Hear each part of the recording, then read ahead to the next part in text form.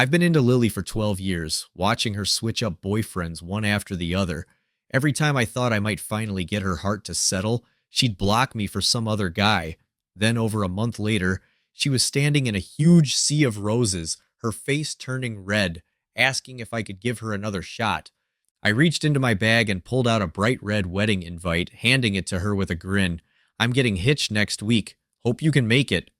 Lily dropped a message in our old friends group chat. Meet at the usual spot tonight. Got an announcement. Jake, my best bud, couldn't resist teasing her. Oh, getting all serious now. Is our Queen of Hearts finally ready to settle down? He joked like that before. Normally, Lily would laugh it off and tell him to back off, but this time she just replied with a single word. Yes. Just that one word hit everyone like a stone in calm water, causing a wave of surprise. The quiet group chat blew up instantly. No way. Did I read that right? Is our heartbreak queen coming to land? Did our Romeo finally stick around long enough to see the light? Miss Lynn hasn't been seeing anyone lately. No flirting either. The main guy has to be our Romeo. After all these years of his constant support, congrats, Romeo. It wasn't a secret I was into Lily. Everyone knew I had a thing for her. She kept her kindness and patience just for me. Lily didn't add anything else, silently acknowledging all the jokes about us. Over the years, even though she dated a bunch of guys, I was her one constant. Anyone would think my persistence had finally paid off. Lily organized the get-together, but was the last to show up, followed by a shy, reserved guy. He was young, but undeniably handsome, probably feeling out of place with new people around. He looked nervous, reminding me so much of myself 12 years ago. When I first joined the Lee family, the group chat, which had been laughing and joking, suddenly went silent as Lily introduced him. Let me introduce my boyfriend Ethan, she said, her eyes soft and full of first love vibes. Sensing the awkwardness, Ethan waved shyly. Hey everyone. Jake was the first to react, laughing loudly. Big secret, huh? When did you guys start dating? He kept glancing at me, trying to hide his worry. Was he scared I'd freak out or couldn't handle it? I looked down, swirling my drink, feeling bitter. Lily and I were always more than friends, but less than lovers. She never gave me a solid reason to be jealous, so what right did I have to make a scene? Over the years, Lily bounced from one relationship to another, never formally introducing any of her boyfriends to us. It implied something everyone understood. She cuddled up to Ethan, smiling. We've been together for over 2 months now. Ethan's kind of shy, so don't freak him out. 12 years ago, it was the same story with Romeo. Back then, I had just moved from a small southern town to the high-profile Lee family estate near the capital. I was mocked for my broken Mandarin until Lily took me under her wing. I was 14, and Lily's radiant smile became my guide, pulling me into their circle. Everyone reacted quietly, naturally siding with me over Ethan after our decade-long friendship. Plus, everyone thought I'd end up with Lily. The room grew tense, and Ethan looked even more uneasy, whispering to Lily, Sis, feels like they're not too welcoming. I felt a twinge of discomfort at his choice of words. When Lily and I were teens, her favorite prank was sneaking up on me, grabbing whatever I was holding, or jumping on my back, making me call her sister. She was 2 months older, crafty, always persistent until I gave in, flushing and reluctantly calling her sister. Back then, she was still a bit naive, keeping a classy demeanor around other guys, just as Lily was about to calm Ethan down. Suddenly, a glass broke in the corner. It was Dan, who never got along with me. His usually handsome face was stern, voice angry. Lily, what have you been doing to Romeo all these years? Her expression darkened, eyes locking onto mine. I've always seen Romeo as a younger brother. Just a younger brother, huh? I wondered if she forgot. Last year, during a New Year's gathering, Jake brought fireworks and called us outside. Lily was beside me, holding my arm and smiling. No, Romeo from my family will stay here with me. Someone nearby mocked. Since when did Romeo become part of your family? She tossed a tangerine at them, laughing harder. He's always been. Romeo's my childhood fiancé. She could calmly call me her younger brother months later, looking me straight in the eye. I felt a mix of discomfort and relief, like finally getting a response after years of waiting. My feelings for Lily were the same, no longer holding expectations, no longer deeply hurt by the outcome. Dan wanted to speak up again, but I shut him down. He glared, spat, and stormed off. It didn't feel right to stay, so I grabbed my phone and followed him, ready to leave. As I reached for the door, Lily called out, "Romeo, come back." I turned, smiled, and said, "Sis, you all have fun. I'm going to check on Dan." It was the first time I called her sister so easily, but she didn't seem happy. Her face froze, then darkened as she repeated, "Come back." I didn't listen, pushed open the door, and walked out, hearing glass shatter behind me as the door closed. Looking for Dan was just an excuse to bail. We never got along. In school, he'd throw balls at me during gym, cut up my art projects, hide my textbooks, and leave bugs in my desk. As we got older, nothing changed. Even though he spoke up for me this time, I didn't want to fix things between us. I was heading home when I saw Dan leaning against the wall, smoking. "You came with Jake?" he asked. "Are you heading back now? Can you give me a lift?" I sighed, not wanting to say no. After 12 years, this was a rare moment we weren't arguing. I dropped him off at his place. He stayed seated, then finally said, "That Ethan kid reminds me a lot of you back then. But what does that matter? No matter how similar he is, he's not me, and I'm not him." Not wanting to continue, I opened the car door and shooed him away, ignoring his muttered curses as I drove to the nearby villa. My family lived next door to Dan's, and beyond that was Lily's family home. In this neighborhood, everyone was either wealthy or influential. Just as I parked, Dan called, telling me to check my WeChat. When I opened it, the group chat was buzzing with red packets and money transfers. Lily had added Ethan, and everyone was sending red packets to congratulate her on finding a boyfriend. I joined in, sent my own red packet, but as soon as it went through, Lily kicked me out of the group. Right after, she sent me a private message. "Sorry, Romeo. Your presence makes Ethan uncomfortable. Let's not stay in touch for now." I pressed my lips together, feeling punched in the chest. After a moment, I replied, "All right." But instantly I saw a red exclamation mark. Lily had deleted me. From our youthful days to these brilliant years, 12 years of knowing each other were crushed by her 2-month relationship. I stared at that mark, dazed, my eyes burning but no tears coming. The old Lily would shake me, smiling. "Romeo, other than my parents, no one means more to me than you." Now this Lily told me, "Your presence makes Ethan uncomfortable. Let's not stay in touch." How ridiculous. I liked Lily, but I never clung to her or crossed any boundaries. I never flirted or did anything suggestive. Whenever I found out she had a boyfriend, I kept my distance, fearing my feelings would burden her. But every time I pulled away, it annoyed her. Lily's first boyfriend was actually my college roommate, a guy who knew about my feelings for her. Later, they walked hand in hand in front of me, my roommate grinning. He seemed to forget all the times we'd shared drinks, genuinely grateful as he said, "Romeo, thanks. If it wasn't for you, I wouldn't have won Lily over." That day, standing on the tree-lined path outside the library, I felt like a total fool. I realized he had befriended me just to get close to Lily. How many teenage boys could resist a campus heartthrob who was both beautiful and from a wealthy family? I distanced myself from both him and Lily. Their relationship lasted only 3 days. When he returned, he was furious, red-eyed, demanding. "Lily dumped me. Are you happy now?" I was baffled. I hadn't done anything. But since he asked, I decided to tell the truth. "Yeah, I'm happy." That night, Lily insisted on taking me out for a big meal, teasing with a mischievous grin. "You've been ignoring me for 3 days. Can you stop being mad?" I earnestly explained, "I'm not mad. It's just that now you're dating someone. We should keep some distance. It's better for everyone. But I only agreed to go out with him because you two were close. If Romeo likes him, I like him. If Romeo doesn't like him, neither do I." She said it with absolute confidence. Whenever she dated, she avoided anyone connected to me.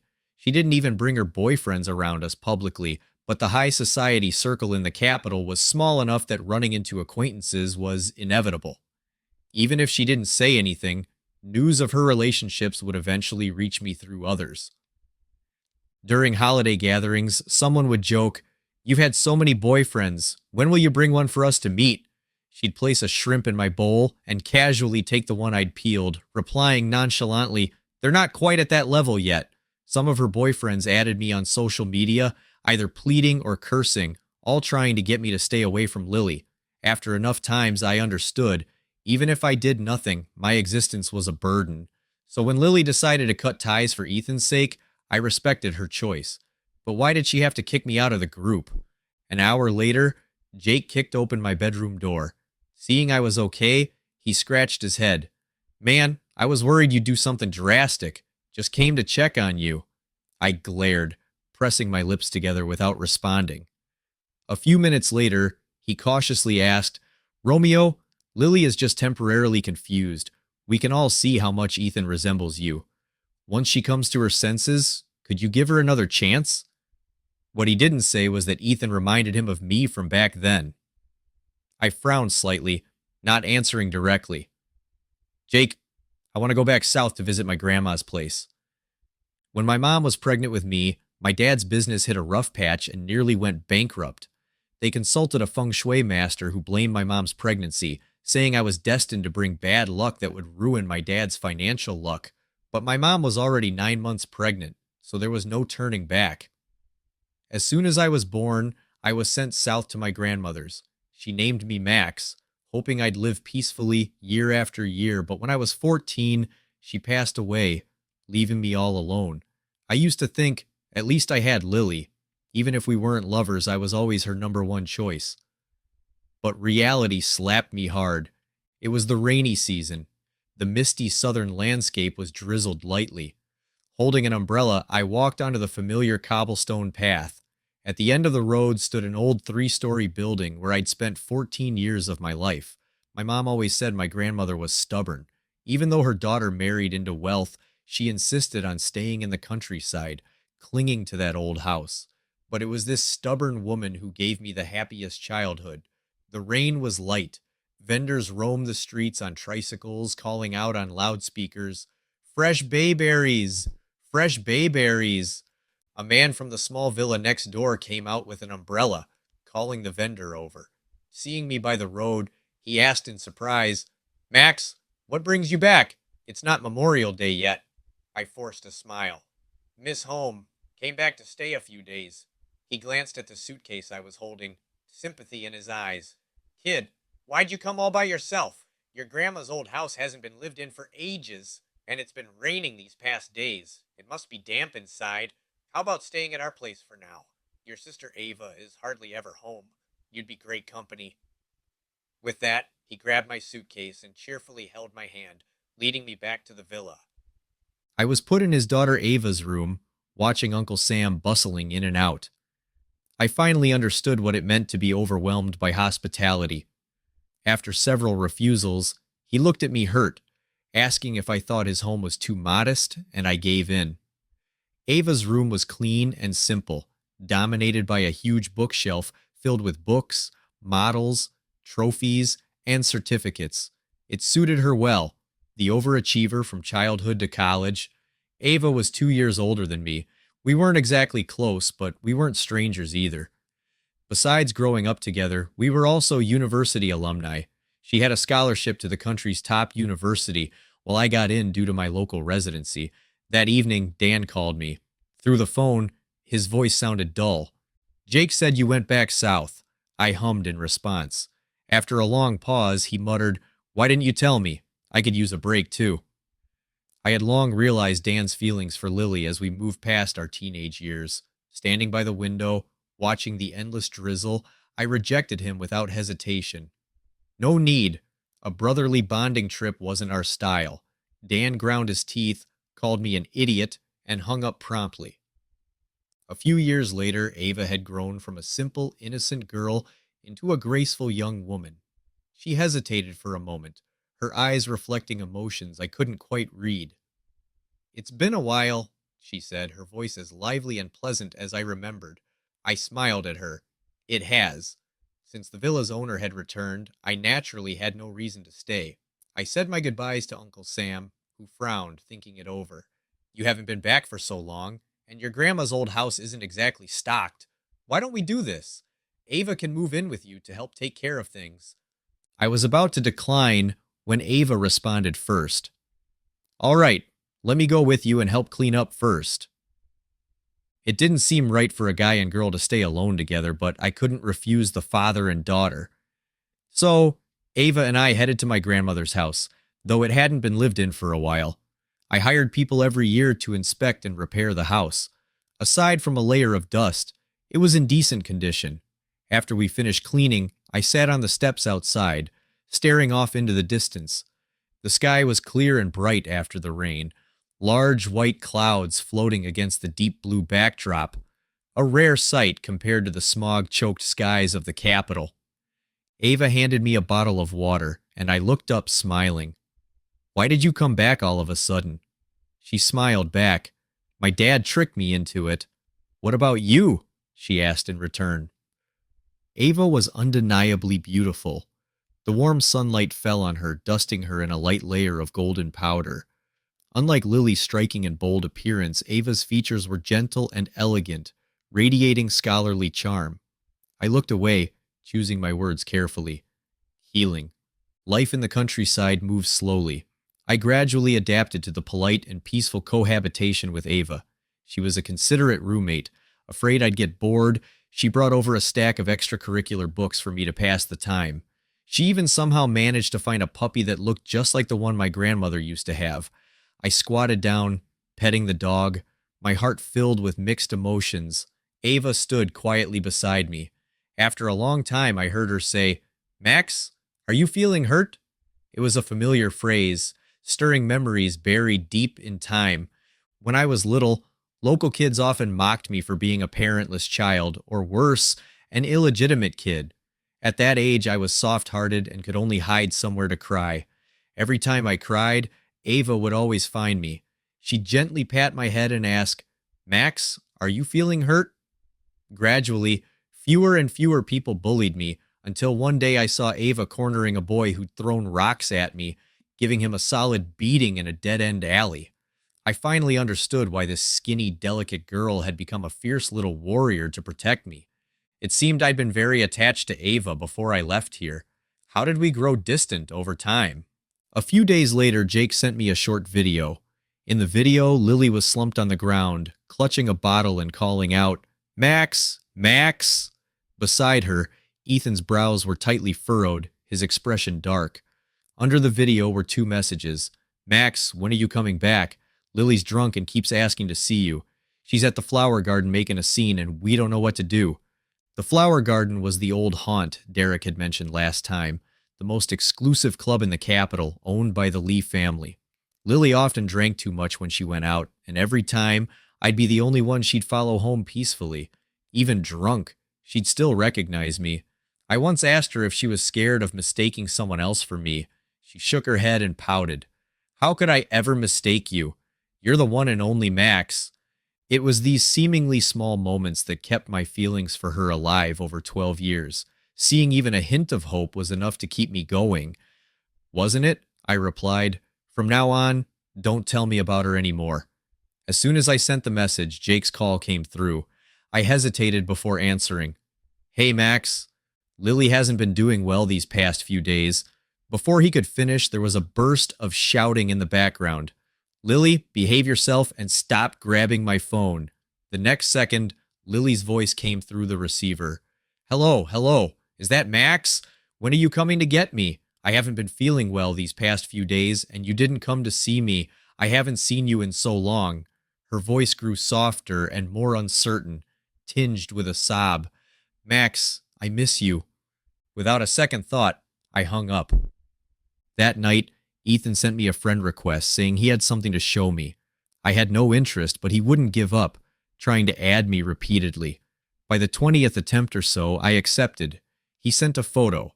In the hotel room, Lily lay on a large bed, eyes closed, her dark hair spread out, looking like an alluring temptress. Ethan was lying beside her. "Max, I know you like her too, but Lily only sees you as family and habit. She told me herself that I'm the only one she loves. She got drunk tonight because she was jealous I talked to another girl and came looking for you, so please don't misunderstand." Reading his long message, I felt nothing but disinterest. My 12 years of feelings had ended the moment she kicked me out of the group. Not loving her anymore wasn't as hard as I thought. I calmly replied, "Oh, wish you both happiness." It rained nonstop for several days. Ava liked to brew tea and sit by the window, writing or sketching. Meanwhile, I lay on the couch with a book. The puppy she'd given me was curled up at my feet, quiet. I named it Pudding. During this time, my relationship with her grew closer. Outside, the sound of rain pattering filled the air. Inside, the scratching of her pen on paper and the occasional rustle of my book created a peaceful atmosphere. Suddenly, an urgent knock broke the calm. Outside stood Ava's neighbor, his face full of worry. "Ava, your father just fainted. You need to go see him." Ava froze, her slender figure swaying before she rushed out like a whirlwind. I quickly followed. Uncle Sam had always looked after my grandmother and me. When she was alive, he helped us a lot, and even now, he often brought us home-cooked food. Uncle Sam lay in bed, his face pale and sickly. Ava frowned and asked, "Dad, are you okay? Should we go to the hospital?" Despite her effort to stay calm, there was a tremor in her voice. Uncle Sam glanced at me, standing behind her, and sighed deeply. "I wasn't planning to tell you this." He waved me closer and pulled a piece of paper from under his pillow. "My time is running out. My biggest worry in life is Ava. Max, I know you're a good kid. I want to entrust her to you." The paper read, "Late stage cancer." Ava snatched the paper, her frown deepening as she read it. She stayed silent for a long time before saying, "It might be a misdiagnosis. Let's go for another checkup soon." Despite her words, Ava grew quieter day by day. When we were kids, she'd find me hiding somewhere to cry. Now it was me looking for her, quietly weeping in secret. When I found her, she tilted her head up, nose red, still misty-eyed. "If you need to cry, just let it out. Don't hold back."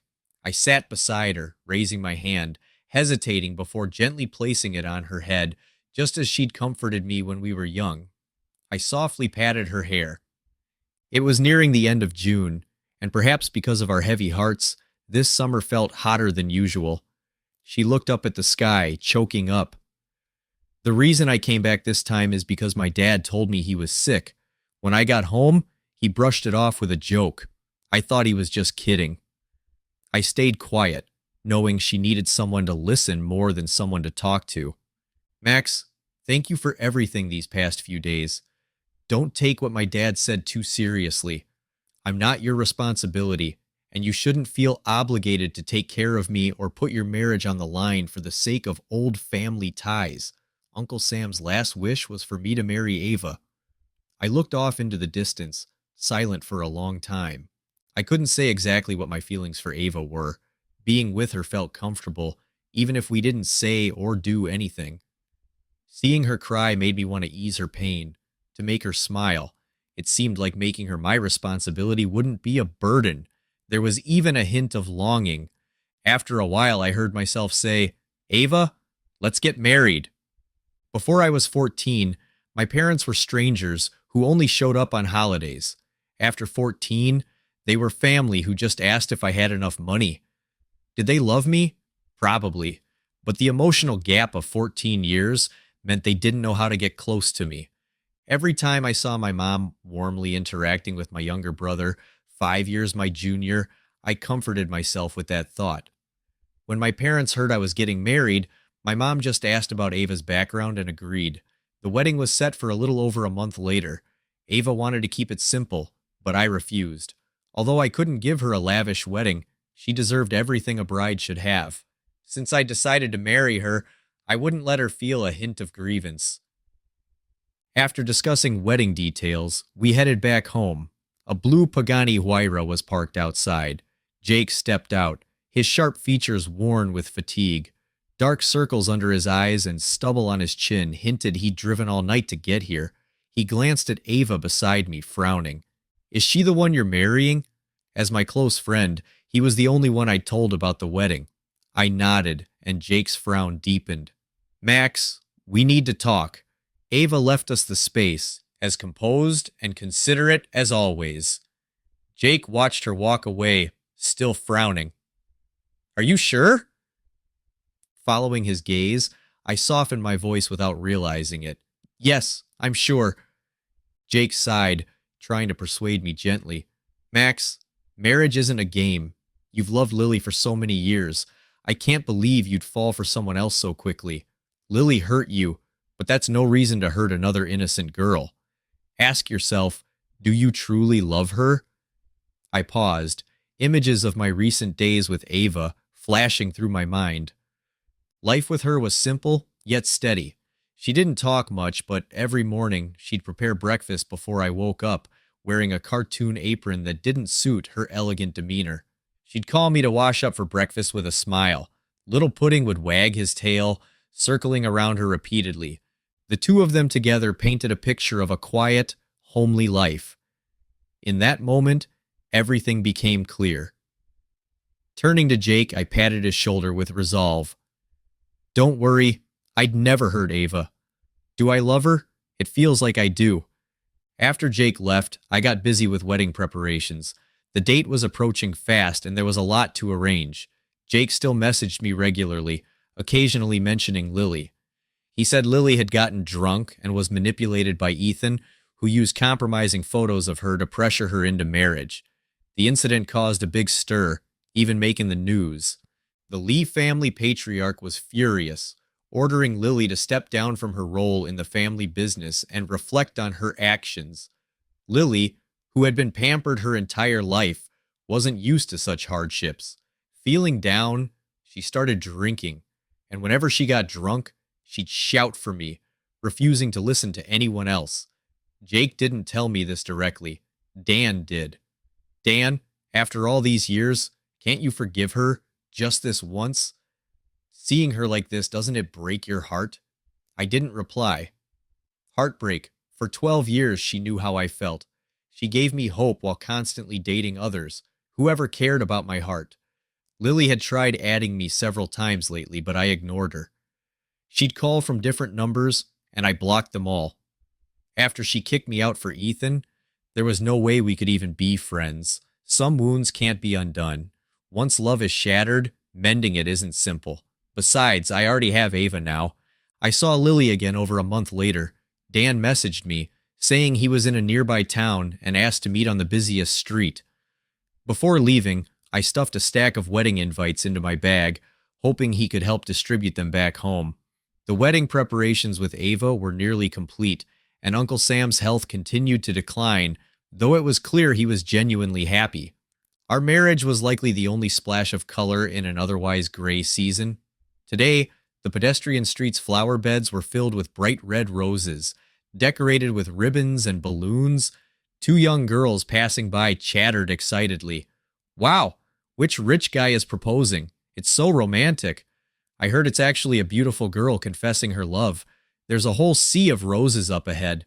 They were flown in. Someone even saw a small plane this morning. Must be loaded. Let's go see. The crowd surged toward the spot where Dan and I had planned to meet. I frowned, starting to piece things together. A couple of days ago, I'd heard that the Lee family had given Ethan a $5 million breakup fee.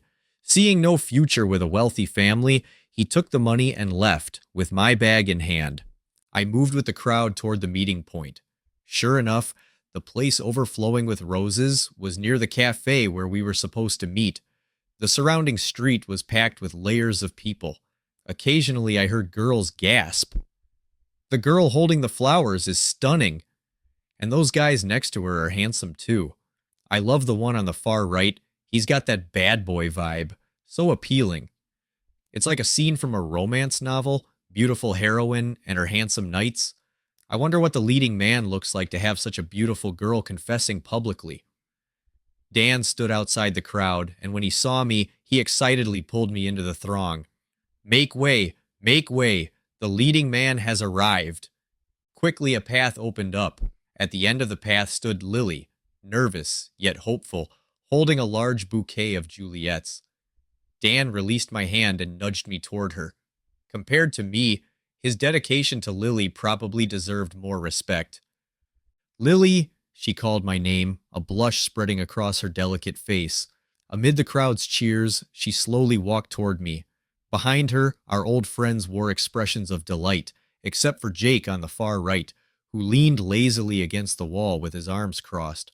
Watching the scene unfold with a smirk, seeing me, he raised an eyebrow, setting off a wave of excited screams from the surrounding girls. Lily bit her lip, shyly holding the flowers out to me. Max, I'm sorry. I know what I did before was terrible.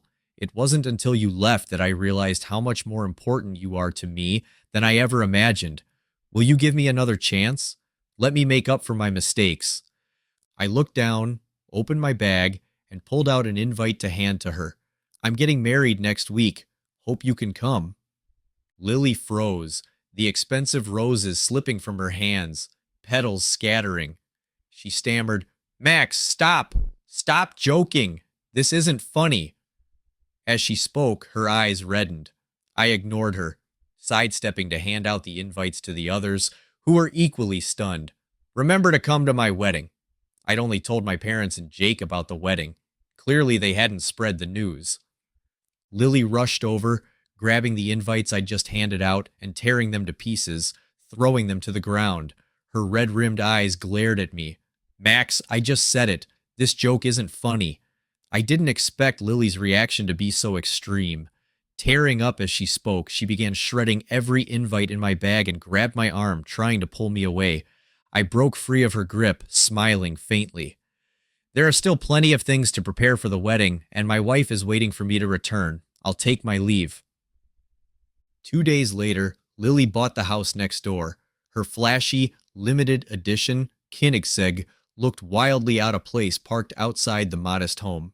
She waited for me outside every day, begging for another chance. Growing tired of her persistence, I sternly told her, I'm about to get married. Please stop bothering me. She bit her lip, her eyes immediately welling up with tears. A few moments later, she slowly crouched down, clutching her head and sobbing. Max, I know I was wrong. Just give me one more chance. I'm begging you. Please, Max, don't be so heartless. This once proud woman humbled herself, sinking into the dust to beg for my forgiveness. Watching her sobbing on the ground, I felt nothing. Heartless. Then I didn't mind being a little more so. I bent down slightly. Sorry, Lily, but your presence makes Ava uncomfortable. Let's not stay in touch. I returned the words she'd once said to me, word for word. The wedding went as planned. Outside, a line of wedding cars stretched down the road. Just before getting into the car, I saw Lily standing outside. She was dressed in a brand new white wedding gown with exquisitely done makeup. Ignoring her, I lowered my head to get into the car, but she rushed over and grabbed my arm. Her once clear voice was now hoarse, as if scraped by sand. Max, are you doing this to get back at me? Her red-rimmed eyes tried to hold a smile. You can punish me however you want. Just please don't marry someone else. I looked at her calmly and replied, No, this isn't to get back at you. I'm marrying Ava simply because I want to marry her. Tears fell down her face. Her grip on my sleeve tightened. But you don't love her, do you? I pushed her hand away, smiling faintly. If I didn't love her, why would I marry her? Lily, after all these years, you should know me at least that well. With that, I paid her no further attention and got into the car. As the procession pulled away, I could still see her lonely figure standing there in the rearview mirror, wrapped in white lace, a scene like a farce. Married life wasn't much different from before. To take care of Uncle Sam, we moved back to the little villa. Ava slept on the bed, while I slept on a mattress on the floor. Until I was certain of her feelings, I wanted to give her enough respect. Jake still kept in touch occasionally, chatting about life and checking in on me. He never brought up Lily again. I learned about Lily's father being ousted from the board through the news. Ethan was ruthless, albeit lacking a sense of legality. He copied several of Lily's bidding documents and sold them to Lee's competitors. Business was like a battlefield, and the Lee Corporation took a severe hit, suffering significant losses. With no other choice, Lee's father had to sell off his shares to cover the gap, although he had Ethan imprisoned. He was no longer the company's largest shareholder because it was Lily's actions that caused the mess. Other shareholders who had long harbored grievances took the opportunity to join forces and strip him of his position on the board.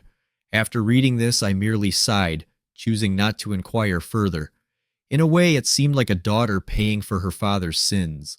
Uncle Sam ultimately didn't make it through the winter. Ava handled the funeral arrangements with an almost eerie calmness, so calm it was heartbreaking. Having been raised by her father alone, they naturally shared a deep bond. Maybe it was precisely because she lacked a mother that she took such good care of me. The kid who was often bullied for his absent parents. Over 6 months into our marriage, for the first time, I held her in my arms. She curled up, sobbing uncontrollably. Max, I don't have a father anymore. I gently patted her back, choking back my own tears to comfort her. You still have me. From now on, I'll be here with you, Ava, for the rest of our lives. Let's walk this path together, taking care of each other and keeping each other warm. Because of Uncle Sam, we'd stayed in this southern town for a while, but now it was time to return to the capital. While packing, Pudding trotted over and dropped a diary in front of me like a treasure. Covered in cobwebs, it seemed he had dug it out from some forgotten corner. Curious, I opened it to find years' worth of notes chronicling a girl's quiet, enduring love. It turned out that all those years I hadn't known, a gentle, reserved girl had been silently in love with me. Ava finished packing her things and came over to ask if I needed any help. She caught sight of me flipping through the diary. You saw it? She asked, a shy and slightly anxious tone in her voice. I looked up, blinking away the moisture in my eyes, and smiled at her. What a coincidence. I like you too. Our relationship may not be filled with wild, passionate romance, but marriage is about life's little details. Who says that a quiet, steady love isn't life itself?